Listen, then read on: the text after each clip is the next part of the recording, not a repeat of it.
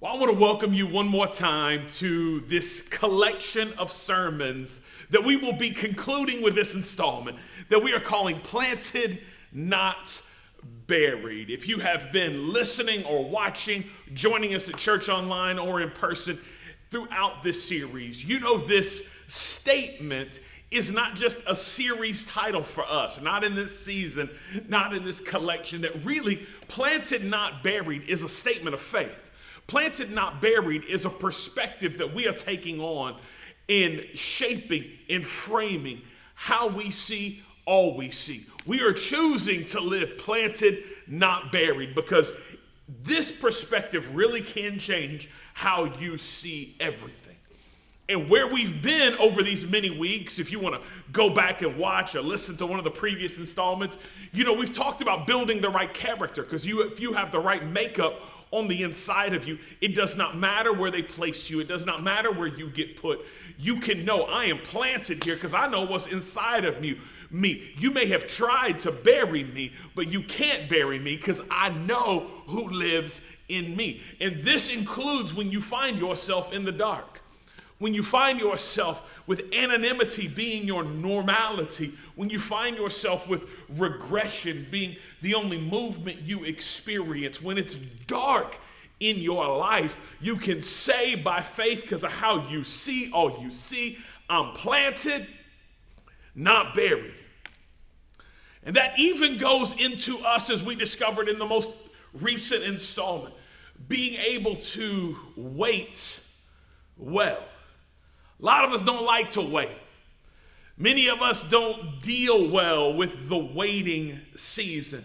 But anything that's ever been planted, you have to give it time. You have to wait so that what's on the inside of it can come out of it, and we can see and all can know that they really were planted, not buried. But if you're going to live this way, being planted, not buried, if you're going to take on this perspective and not just allow it to be a theme for a series of sermons, and not just allow it to be something, wasn't that neat, and I like that graphic, and I remember some of them sermons, it really blessed me. But if you want to make sure you're someone that in every season, in every situation, you live planted, not buried, I must prepare you on today for one thing that I cannot skip over. And that is opposition. Opposition. Yes, there will be, to those of you, to those of us who choose to live planted, not buried, there will be opposition in your life. There will be pushback. There will be things trying to come along and pluck the good work that you're doing, pluck the good work that God is doing out of you or away from you. There will be those that try to demean and diminish what's going on the inside of you. But part of seeing all you see with the perspective that I'm planted, not buried, comes from recognizing that ain't everybody or everything gonna work out like I want it to. Part of being able to live planted, not buried, in good seasons and in difficult seasons. Come on, in seasons when the rain is abundant and seasons when you experience a drought. Being able to live planted, not buried in any and all seasons comes from this understanding as you walk into it, that there will be opposition. The haters are going to come. That not everybody's going to believe in you like you wanted them to believe in you. Not everybody's going to celebrate you like you wanted them to celebrate you. And that's okay, because you were ready for it. Friend, if I could just tell you so plainly today, whether you're listening to this podcast, joining us at church online, watching us on YouTube, wherever you may be and however you may be, could you trust me enough to be able just to speak this into your life, speak this as truth over you? That if your life is ever going to have a message that helps somebody in some kind of way, it's going to come out of a mess. Your message will always come out of a mess. As someone who's lived a little bit of life, there's plenty of people listening, watching right now that have lived a whole lot more life than me. But I've lived enough to know that it's the stuff that I didn't want to have to walk through that enabled somebody a little bit later on in my life to walk through some stuff they thought was going to overwhelm them. It's the mess that sometimes I found myself in. Sometimes I created it. Sometimes it happened to me that created a message that I can share, a message of hope. And that's not always with a microphone in hand. That's not always at church online. Sometimes that message is just the faithfulness of one's life. If your life is ever going to have a message that helps others, I promise you it will come out of a mess. And anyone who's ever had a testimony, everybody thinks they want to have a testimony. There's only one problem. Ain't nobody want the foundation of that testimony to be what the foundation of every testimony is. A test. That anytime you've got something to thank God for, anytime you can celebrate what God did, how God has come through, baby, there was probably always a test that you found yourself in. A test financially, a test in your health, a test in your emotions, a test in your mind, a test in your faith. There was a test that you overcame. And now you've got a testimony. Because even in that difficulty, even in that opposition, you did not quit because you knew, even here, I'm planted, not buried. You know, people who learn to live planted, not buried, they see opposition differently. They don't see it the same way everybody else sees it. See, some of you even today, when I said opposition, you got a little nervous because you don't like any resistance. In fact, some of you have even come to the point where you begin to define things as of God and not of God based on the resistance. And if there is resistance, that can't be of God. And if there's no resistance, then that must be God. Said who? See, people who live planted, not buried, aren't necessarily those who go running around looking for a fight. They're not necessarily those who are drawn to opposition or trying to find opposition. But what they know is that opposition is not the end. And today I want that to get deep on the inside of you. Because some of you, you have a hard time believing that in this season, that in this moment, that in this stage of your life, that in what's going on around you at work, what's happening in your neighborhood, what's happening in your family, what's happening in your job, that you have a hard time believing that you could actually be planted there. It feels like maybe I'm in the wrong spot. It feels like maybe I should change. And before you do that, would you hear me clearly? Because resistance does not mean that this is the end. Difficulty and pain are not signs that God has abandoned you or that he's mad at you. In fact, opposition brings with it an opportunity. And today, for a few moments, I want to draw your attention to, if I'm just being honest with you, one of my favorite stories, favorite lives communicated to us through the scriptures.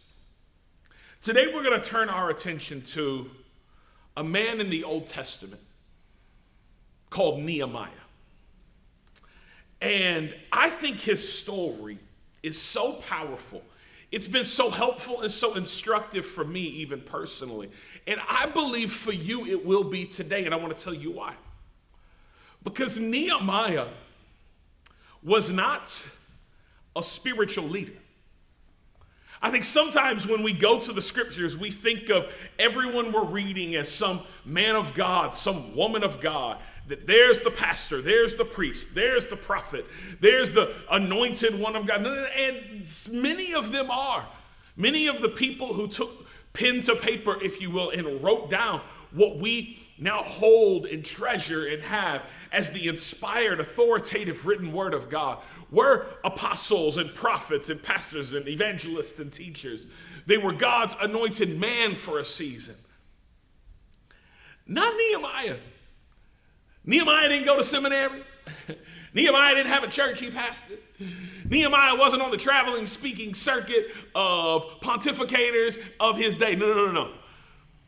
He was a person doing his job when God broke his heart.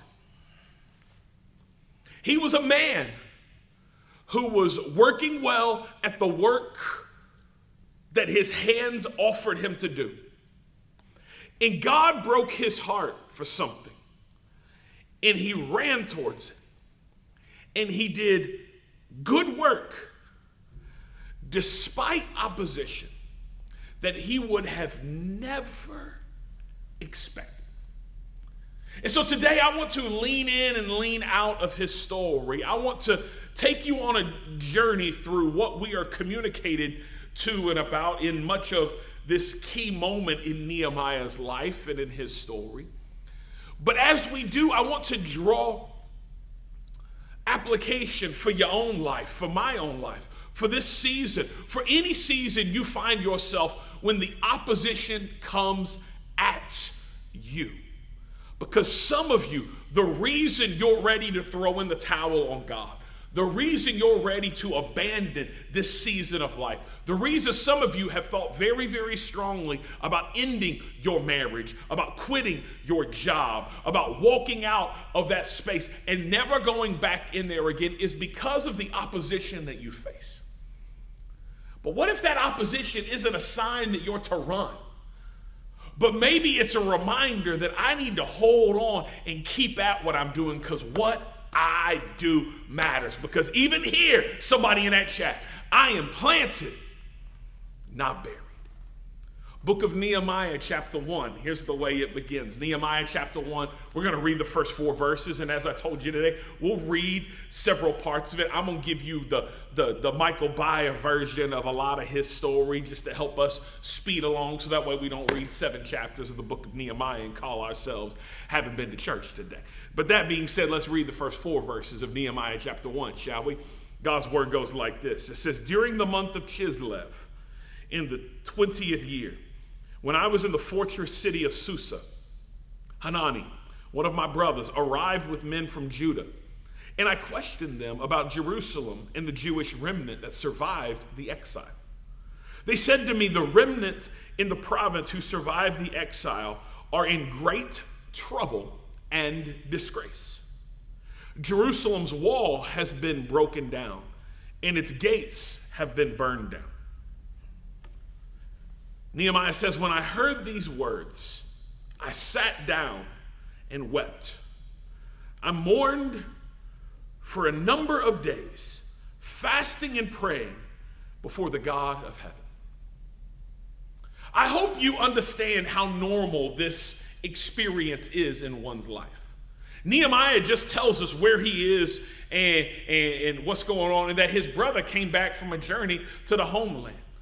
And Nehemiah leans into his brother like you would do if you didn't live in the place that was your hometown and one of your relatives went back to the hometown and you say, hey, tell me about where we grew up. How's the house that we grew up in look? Is that little restaurant we used to eat at? Is that still there? Like you would just ask questions, wouldn't you? You'd try to get up to speed. And as they're having this conversation, his brother doesn't have a whole lot of good things to share. He's like, man, Jerusalem is struggling. The walls are torn down. The gates are destroyed, which the walls were the symbol of security and safety and strength of a city. And so for the walls to be torn down was a terrible thing. For the gates to be dismantled and mangled would mean that there is no commerce, there is no work going on because all of the commerce of a city happened in the gates. He says, our city is a mess. And when Nehemiah heard this, he wasn't looking to be burdened. He wasn't looking to be wrecked. He wasn't looking for something to do. He was a guy working his job, having a conversation with his brother. But when he heard these words, this is what he said. He sat down and wept, and he mourned for a number of days, fasting and praying before the God of heaven. Have you ever been burdened to do a work that you weren't expecting to do? You find yourself working at a company you never thought you would work for. But when you went there for a meeting or an interview, or you just heard about the work they were doing, something happened on the inside of you and said, I got to be a part of this thing. Or maybe you hear what a nonprofit, maybe you see what even our church does, and the next thing you know, you find yourself giving up a Saturday. You find yourself giving up time. You find yourself investing resources, investing it to make something happen. Have you ever been burdened to do a work you weren't expecting to do? I know I have. In fact, it's weird to me to look at my own life right now, because a lot of the work that I give myself to every single day of my life, the things that I pray over and work on and meet about and stress over and are raising funds for and trying to accomplish, I never would have thought this would have been the stuff I was doing. Like, I never planned on starting a church. Now, I know that's weird to hear, because some of you know, many of you may know, that my wife and I, we started this church. Believing didn't have another name and we renamed it. No. We started Believing from nothing. We planted the church, as some people call it. That wasn't in my plans. I like security way too much. I'm way too diplomatic. I love the local church. I love, I don't have all these hard feelings towards church and oh, the system is broken. That wasn't me. I'm a good employee. I never thought I'd be the one who would start a church, but here we are. I walk out of a Grizzlies game a bunch of years ago, and God burdens my heart for our city. Burdens my heart to start a church that was in the city, that was of the city, that was for the city, that would work so that all people are transformed in Christ. And I was never able to shake that burden, so here we are. I never planned on it, but here we are. I never planned on starting a nonprofit that would provide quality, affordable housing for single moms. Not because I don't understand the gravity or the magnitude of the need. It just wasn't what I thought I would ever do. But we just out there trying to help people like we do, help the people that are in front of us. And the next thing I know, I'm angry and I'm burdened because of the reality of tens of thousands of families led by single moms in our city and their access to quality, affordable housing. And the next thing you know, we're doing all we can, and we've got things that have already happened and properties that we already own, and we're working on raising hundreds and hundreds and hundreds of thousands of dollars this year to be able to do more and more and more houses. And if you would have told me this would be my reality, if you would have told me that this would be a work that literally every day of my life I would be involved and enveloped in, that was not what I ever planned on. I never planned on leading a church that would be known for serving people food, but here we are. Here we are. Years and years and years of rolling up our sleeves and serving thousands and thousands and thousands and thousands. And man, we're into the millions of pounds of food that we have served over the course of our time in doing grocery drive-thrus, whether ourselves or with partner organizations, and the things that we're working on to serve people food and meals and all this stuff that we do and have done. But you get burdened.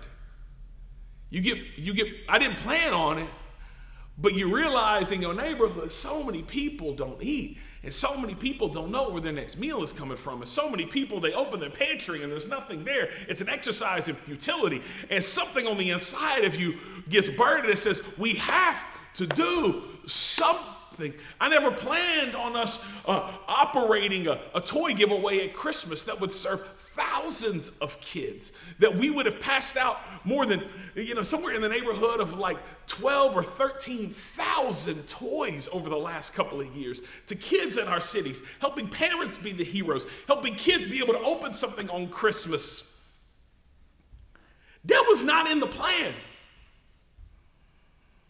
But God burdened our heart for something we weren't expecting to do.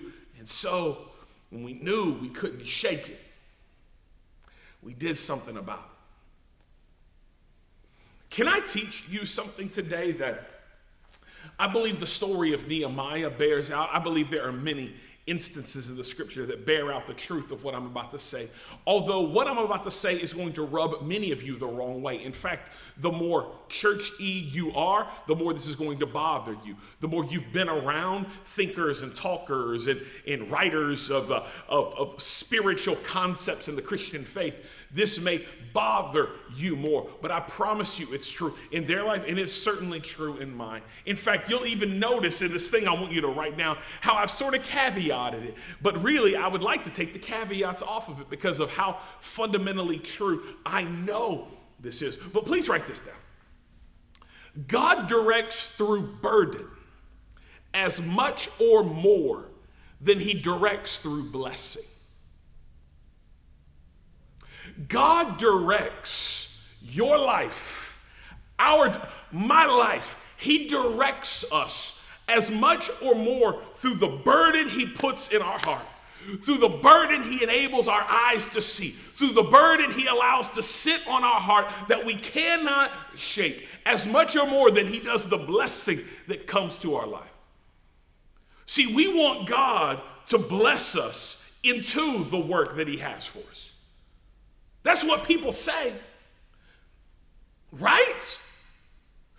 Spiritual people, very, very Christian people will say stuff like, God, I just pray that you would open doors no man can shut. God, I just want to see your favor so that I know I am doing what you've called me to do. If it's God's will, it's God's bill. So God will provide. I get all that. But the problem is some of us have been baptized into a thinking that tells us if it's easy, if it's unencumbered, if it's better, then it must be God. What if it's worse, but it's God?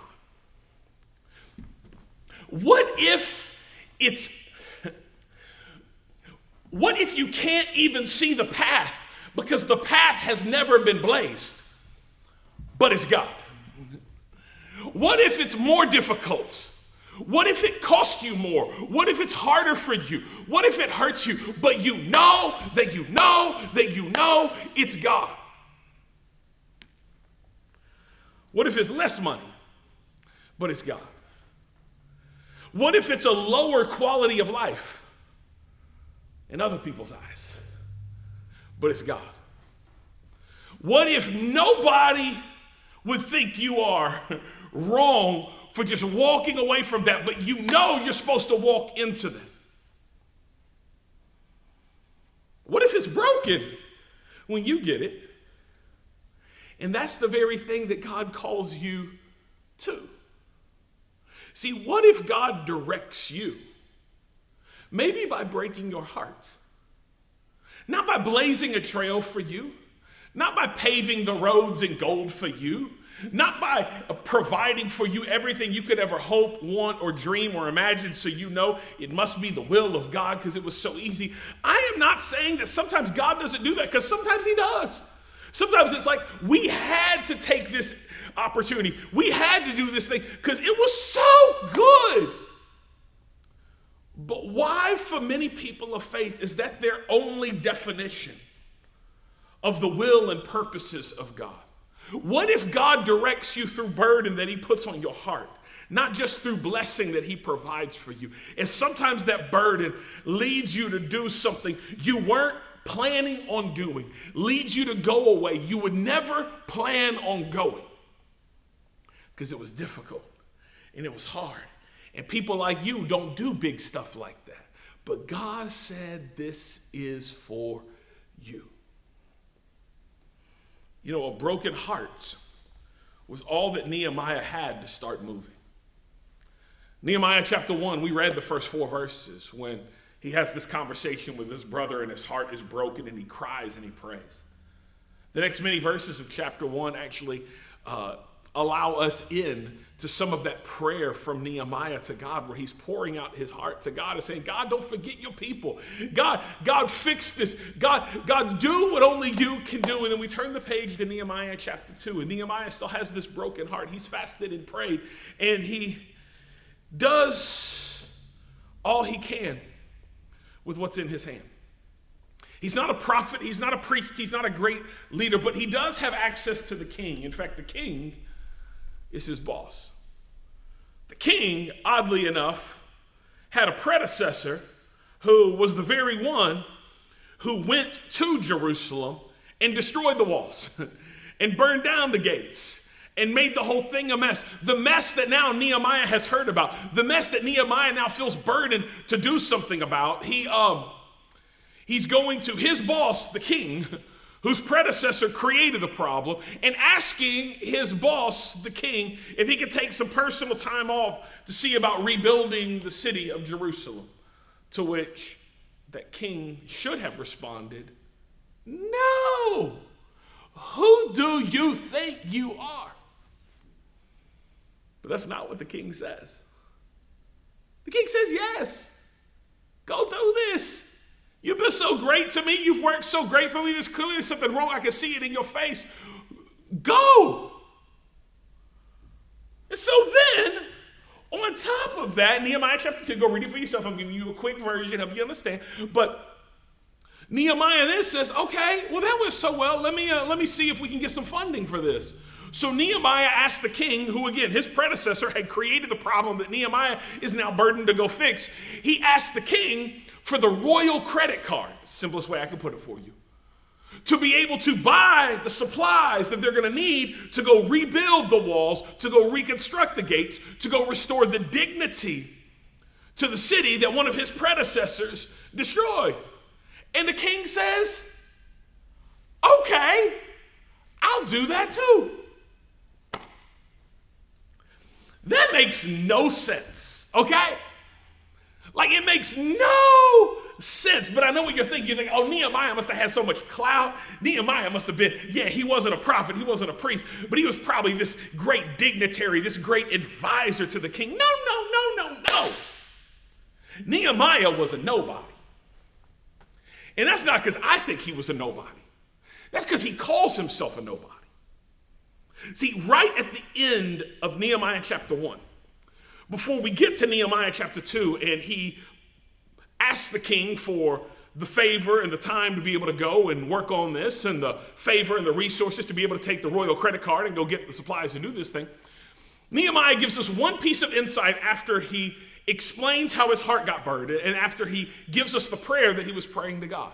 One little piece of information about him. And it says this at the end of Nehemiah chapter 1. Go see it for yourself. But he says, at the time, I was the king's cupbearer. At the time that God broke my heart, at the time that I heard about the plight of my hometown, at the time that I heard about the city of God being destroyed and decimated, I was the king's cupbearer. Do you have any idea what that job entailed? Obviously and clearly, it gave him access to the king, but not in an advisor role, in a service role. Nehemiah's whole job was to drink what the king drank before the king drank it, because they were always very concerned about people inside or outside of the camp trying to take out the king. And so Nehemiah was one of those layers of protection, but they weren't able to test in some other way other than simply having somebody known as the cupbearer, to where if the king wanted something to drink, before he was going to drink it, people like Nehemiah took a sip and they'd watch Nehemiah. And if Nehemiah got sick, they say, no, don't give that to the king. You see how he is? No. If Nehemiah fell over dead because somebody was trying to poison the king, They'd be like, oh, that's sorry for Nehemiah. Can somebody arrange a funeral? Can we get a new cupbearer? And don't serve that to the king. Do you know how disposable you have to feel when you recognize the highest duty of your job is to drink something so that way the king don't get sick, so that way the king don't die, so the king doesn't get poisoned? The full vent, the highest honor you could bring to the table is taking a sip so that he don't get hurt. You got to feel pretty disposable. You got to feel pretty low on the totem pole. But Nehemiah had a burden. And so even though at the time he was the king's cupbearer, he went to the king, made his request, and received unbelievable favor and grace. Now you would think at this moment, with all this momentum, with all this favor, that nothing could stop him, that nobody would stand in his way. Because here is the king whose predecessor had created this problem, is now putting his stamp of approval, giving resources, giving time, giving his blessing to this little old cupbearer to go do this work. You would think that nobody would stand in his way. Wrong. See, Nehemiah, the scripture tells us, he took this blessing from the king in this time and he went and evaluated what was going on. He put together a plan. He didn't tell anybody about this at this time. He wasn't running around talking about, look at me, I'm special now. The king done gave me the royal credit card. Hey, look at me, I got that black Amex, and ain't nobody tell me nothing. Here I am.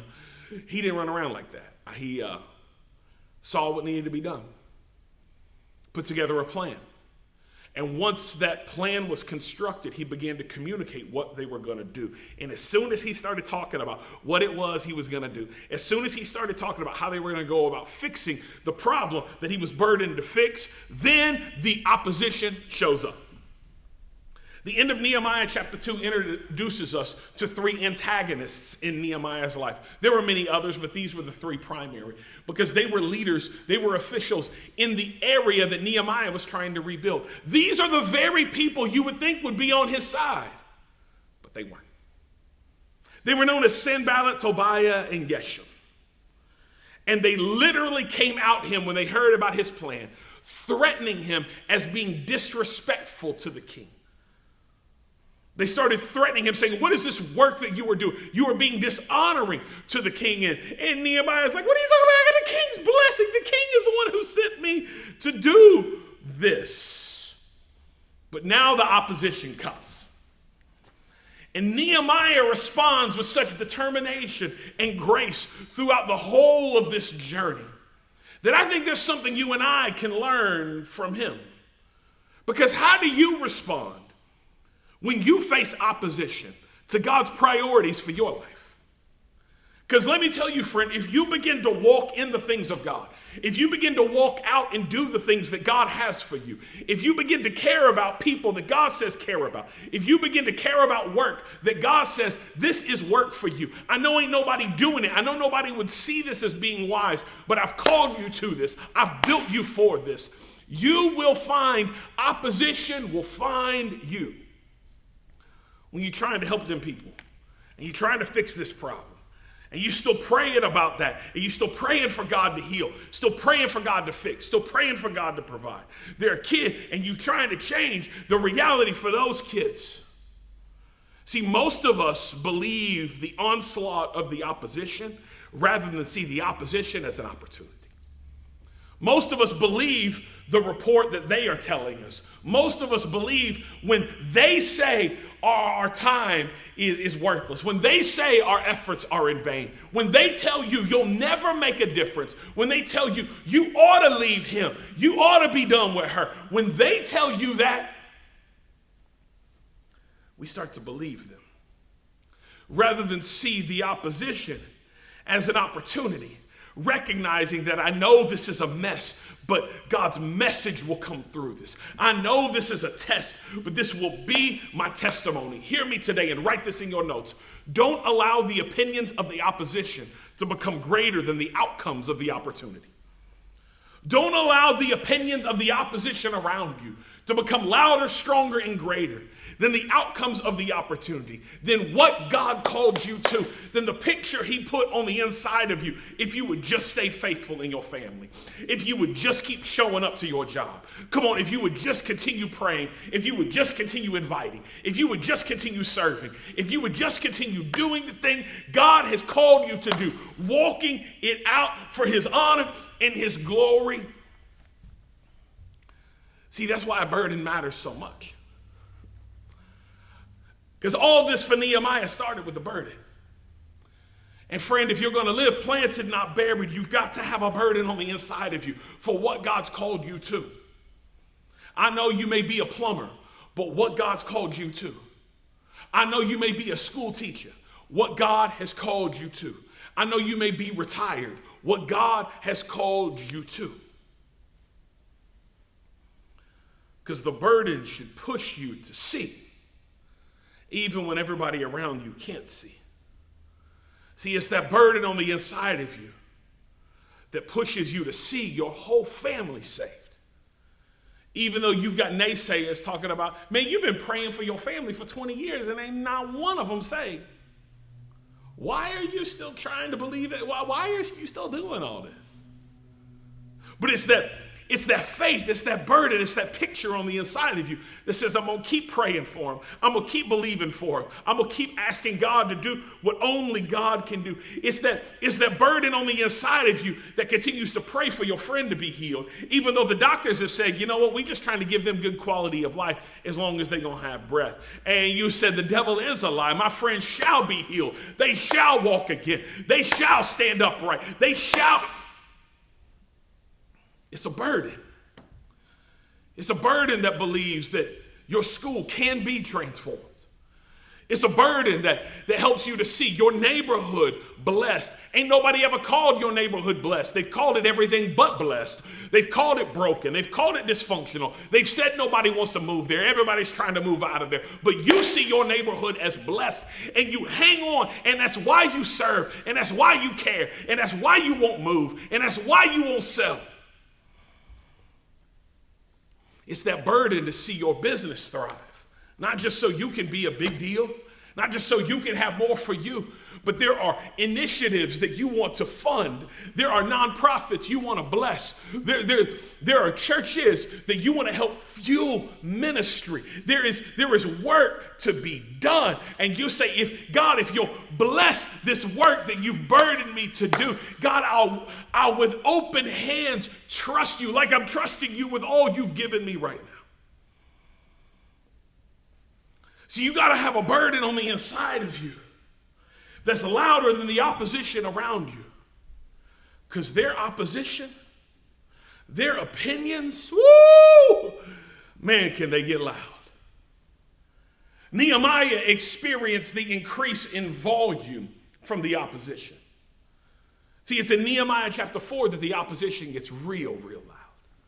Before they had sort of identified themselves and talked about, oh, you ain't being nice to the king. And then they sort of went away thinking, he just fly by night. He ain't going to be here that long. But when they saw him beginning to do some good work, they got a little nervous. And when they got a little nervous, their opinions started getting louder and more divisive. And they did all they could to tear him down. You see it in Nehemiah chapter 4. You see Sanballat come around and lob accusation at him and the work that they're doing. You see Tobiah come by. And Tobiah, man, I don't know. You see it in Nehemiah chapter 4, verse 3, but I picture the Bible when I read it. I see faces. I hear voices. I see skin tone. Let me tell you something about Tobiah. Sanballat, I don't know much about him. He probably a little stuck up because he was just all, But Tobiah comes in here trying to check. He does. He come in here trying to make jokes, trying to tear down Nehemiah and the work. And I just picture him as this little white kid who never had to sit through lunch in a public school. He didn't know how to handle himself with his mouth and his word. Never been checked. Thought he could check, didn't know how to check. Because listen to what he says about Nehemiah and his work in Nehemiah chapter 4, verse 3. He says, indeed, this is Tobiah talking, Indeed, even if a fox climbed up what they are building, he would break down their stone wall. Man, listen, if I was Nehemiah, Tobiah would have been roasted. So you coming at me with this? Let me tell you about your mom. You know, like, do not. But they were trying to diminish the work. They were trying to, with their words, diminish the morale of the people around them. See, but what you need to understand is that opposition increases when progress persists. See, the opposition only gets stronger. It only gets greater. It only gets more intense when you keep going. Listen to what Nehemiah chapter 4, verses 15 through 21 tell us about this reality for these people. Nehemiah said, when our enemies heard that we knew their scheme, see, they had plotted to try to come and attack and tear down and start breaking down the work that Nehemiah and his people were doing. And he says, when they knew that we knew their scheme and that God had frustrated it, every one of us returned to his own work on the wall. How about that? From that day on, half of my men did the work, while the other half held spears, shields, bows, and armor. So now instead of everybody to be focused on the work, they got to have half of the people be security and the other half do the work. The officers supported all the people of Judah who were rebuilding the wall. The laborers who carried the loads worked with one hand and held a weapon with the other hand. So they over here working with one hand and like, come at me and see what happened with the other hand. Each of the builders had his sword strapped around his waist while he was building, and the trumpeter was beside me. Then I said to the nobles, the officials, and the rest of the people, the work is enormous and spread out, and we are separated far from one another along the wall. Wherever you hear the trumpet sound, rally to us there. Our God will fight for us. Listen to this. So we continued the work. Can I help you to understand today, friend, in your life, that increased opposition is not an indication that your assignment is over? Some of you have used that as your exit card. I guess God don't want us to do this. It done got real tough to do what we used to do. Really? Really? You think because people ain't blessing you, you think because people don't see, you think because people are saying bad things about you, you think because there's opposition around you that now that's God's way of saying you need to stop doing that? No. Increased opposition is not an indication that your assignment is over. See, they couldn't even focus fully on their assignment because they had to spend half of their time, half of their attention fighting off people trying to tear down the work that they were doing. I came to remind you today, you don't need to bail because they are hating on you. You don't need to quit because they don't understand the work that you're doing. You don't need to stop because it's taking longer than you thought to do the thing that you were called to do. You don't need to say it ain't God because there are extra steps involved in getting to the place that God has for you. Just remind yourself that whatever may be going on, I am planted, not buried. Oh, Nehemiah had that spirit on the inside of him. Because if you if you don't have a planted, not buried spirit, when the opposition comes, you say, all right, this is just too much. Let's just go back. I'm going to go back to the cupbearer. I ain't had some good king drink in a while. Like, I'm going to go back to doing what I'm doing. But Nehemiah put set his face like flint in the direction that God had called him to and continued to work, continued to build because he had a burden on the inside of him that he could not shake. You cannot allow the noise around you to become louder than the burden on the inside of you. You cannot allow the distraction and the opposition around you to become greater than don't let it dry up that burden. Don't let it quench that fire on the inside of you. God called you to it. He burdened you to fix this. He burdened you to give your life to that. You keep at it. And as you keep at it, the opposition will just continue to increase. I know this ain't encouraging yet, but it'll get there. I just need you to know, being planted, not buried, doesn't mean that everything's going to turn up great for you. I came to warn you that it means that opposition is going to come and try to steal what God has planted on the inside of you, try to thwart and try to stop. But you better keep at it.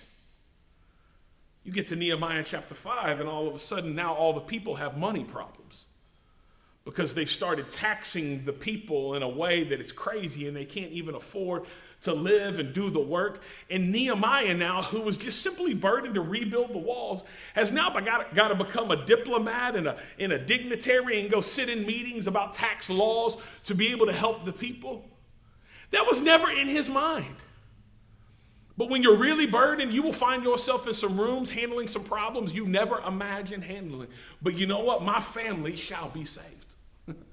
My neighborhood shall be changed. This thing will look different. God will do this. He will use us. My school's going to be different. Come on, my friends are going to know Jesus. My family is going to. You will find yourself in some places doing some things because that burden didn't stop on the inside of you. You turn the page, you get to Nehemiah chapter 6, and there are constant attempts now to discourage the builders. Insults and threats and false reports and bad reports are being hurled at them constantly. There were literally, go read it for yourself, death threats put out on Nehemiah. Some of the people working with Nehemiah said, hey, we need to do this and do that because they are trying to kill you. They were trying to intimidate him. They were trying to intimidate the work that he was doing. They were trying to get him distracted by all the noise that he was creating, all the noise that they were creating, so he wouldn't focus on the work that God had burdened him to do. But please hear the words of someone who knew he was planted, not buried. Please take to heart this statement of faith that Nehemiah offers that some of you need to hold on to today. Some of you need to allow the words of Nehemiah from chapter 6, verse 3 to become your new statement of activity and productivity. Your response when people don't understand why you're doing the work you do, why you care the way you care, why you still trying to help, why you still praying, why you still building, why you still working. He says this, he says, I am doing a great work. These are Nehemiah's words. So I cannot come down. Nehemiah was up on the wall building. They wanted him to come down and talk more with them. And Nehemiah was like, man, I'm done talking to y'all. I am doing a great work. I can't come down there and mess around with you. See, I am planted, not buried here. And so I can't be bothering myself. I can't be getting distracted by nonsense like you. I'm doing a great work. Somebody sitting in their living room right now just needs to say out loud, I'm doing a great work. Somebody who is hanging on for dear life right now, but you were burdened to do this work, needs to remind yourself by the power of the Holy Spirit that I am doing a great work. Being the mother of my kids, being the mother that they need, being the mother that they deserve is too great a work for me to come down and be messing with you, because I done some research on you, sir. And you done had 8 different women in the last 18 months. So don't be talking about how I'm the love of your life and the most beautiful thing you ever seen. No. I'm doing a great work. I got children to raise. Come on, I got young men and young women who I am trying to show the things of God to. And I am burdened to see them have a life I didn't have. I can't come down and mess with you right now. Woo, it changes the way you see all you see. I'm working hard and I'm working faithfully at this job. And it may not be the most glamorous thing, but you know what? It puts food on the table for my family. It keeps a roof over our head. And it gives me the time to be able to serve God and his people and my city the way I want to. So I can't mess with you talking about you could do this and you could do that. I am doing a great work and I can't come down. I got trauma that I'm getting over, and being in God's house and being with God's people and being consistent and persistent in prayer is throwing some things off of me that a therapist could never get out of me. I am doing a great work and I cannot come down. I am breaking generational curses right here, right now. And I can't be fooling around with all this stuff. Y'all want to drag me back into that mess. I'm doing a great work and I can't come down. There are needs being met. I know you don't see it because you ain't ever had a need like that, but there are needs being met and I'm a part of meeting those needs. I'm doing a great work and I cannot come down. You got to get a burden on the inside of you that enables you to shut the mouth of every hater, that allows you to shut the lie of all the opposition, because you know I'm doing a great work. It may not look like it to you, but my God said it was a great work. It was the work he burdened me to do, and so I'm doing it. See, Nehemiah experienced unbelievable favor and grace walking towards this burden. Nehemiah experienced unbelievable blessing while also unfathomable opposition and difficulty, trying to do what God had burdened him to do. It wasn't all easy. It wasn't all opposition. But he didn't allow blessing or problem distract him. He didn't allow the opposition to redirect him. Because who would have ever thought that he would have gotten the favor and support that he did get from where he got it? No one. No one would have seen the king doing that. But also, who would have thought that the opposition that he felt, the opposition that he endured would have come from where it came from? Nobody. In fact, if you want to tell the story more logically, the king should have told him no. But the leaders of the community that he was trying to rebuild and did rebuild, because God graced him. He didn't just burden him, he graced him to do it, and the walls were completed, and it was something that gave honor and glory to God, because there's no way people could have done it except for the hand, grace, and blessing of God.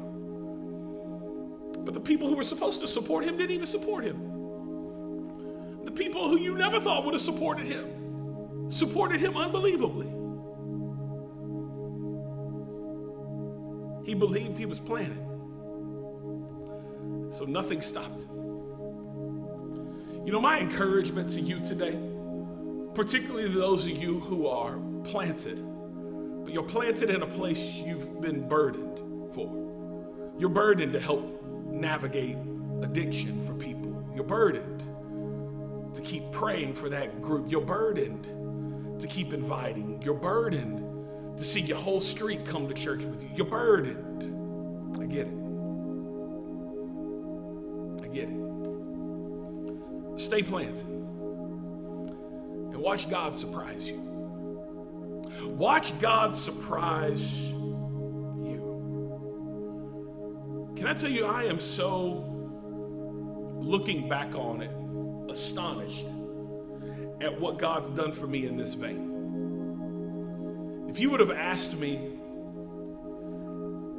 many years ago, when I was just getting started as a pastor, if you would have asked me who I knew was going to support me, who I knew was going to be in my corner, who I knew I could lean on and they could lean on me, and then if you would have asked me who, man, there ain't no way they ever going to be in my corner, they ain't no way they ever going to be they're never going to understand. Literally, I got the wires crisscrossed.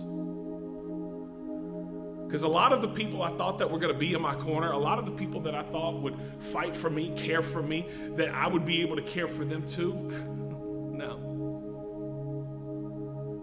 And people I never would have imagined would stand up and step in, have stood up and stepped in. I even think about the work that we do with Yellow House. I have this fundamental belief that, quite honestly, every church in our country could do something with that. Could do something like that. Not that they give money to Yellow House, but they look at their own communities and they look at their own neighborhoods and they look at the affordability of housing and go, is there something we could do for seniors, for families led by single dads, for people who are transient, for young people, for old people. I don't know. I think every single church could and should. Can I tell you the majority of times when I've shared what we do with Yellow House to pastors, they laugh at me. I mean, not to my face, but you can tell when you're getting oh, that's cute, you know? Or the Southern women say, bless his heart. But you know, I shared the work that we do at Yellow House regularly. I share it in meetings. I share it over cups of coffee. I share it at conference rooms that I'm invited into. I share it at events that I'm invited to speak at. And a couple of months ago, I was invited to an event to share about Yellow House. And a couple days later, after sharing about Yellow House, the work that we have done, the work that we are doing, I get an email from this lady who I do not know. She's an attorney at FedEx, and she starts telling me about community investment work that FedEx wants to do. And she's like, listen, I believe so strongly in the work that you're doing. She's like, would it be okay if I submit a grant to FedEx to get Yellow House money to do more houses? And I said, absolutely, of course it is. And we believe that, in the next couple of months, that, along with many others, are coming through. But it just surprises me, because I never would have thought that somebody I literally don't know would hear about the work that we're doing and be willing to put their name and their reputation and their influence and their company on the line for us. And then people who I have served in their churches for years, and people who I love and have been on trips with and prayed for, literally won't even return a phone call. It's funny who God brings into your life and who becomes the opposition when you walk towards your burden. But the reason many of us won't walk towards our burden is because those who we thought were going to support us start telling us that they won't, and we say, I can't do this then. If you're burdened, please understand, you don't have to know how to believe that God will. You don't have to know how God will supply to believe by faith that God will supply. You don't have to know how God will fix that problem to believe that God will fix that problem. See, it's having this faith on the inside of you that enables you to keep praying for healing when it doesn't look like they're ever going to get any better.